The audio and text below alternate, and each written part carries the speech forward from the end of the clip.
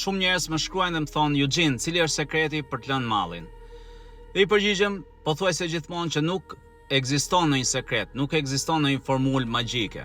Ajo që kam krijuar unë me protokollin momenti është një strategji, sepse vuajtjen që ke kaluar ti, dhimbjen që ke kaluar ti, historinë që ke kaluar ti, lidhjen që ke nga ana emocionale me përdorimin, asnjëri nuk e ka. Kështu që asnjëri nuk mund t'japi një formulë magjike për të lënë mallin, por një strategji. Ajo që kam krijuar me protokollin momenti është një strategji që në radhë parë të ndihmon për të lënë mallin, si të rish i pastër, si të evitosh goxha situata, ambiente, njerëz që të shtyjnë më shumë për të përdorur. Më mbas të krijosh një strategji për të përmirësuar veten tënde, të kujdesesh për veten.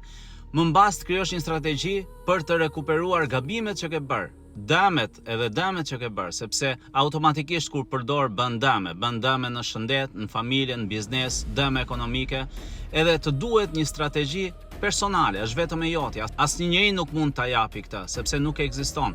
Është një diçka e jotja që duhet ta krijosh ti. Edhe kjo ndërton një njeri të suksesshëm. Kjo ndërton një njeri që arrin të realizojë gjëra të mira në jetë, një njeri që përqendrohet te cilësitë e mira që ka. Ky është objektivi i protokollit momenti, të ndalosh së dëmtuari veten dhe të përqendrohesh te gjërat e mira, te cilësitë e mira që ke. Rri i pastër dhe kujdesu për veten.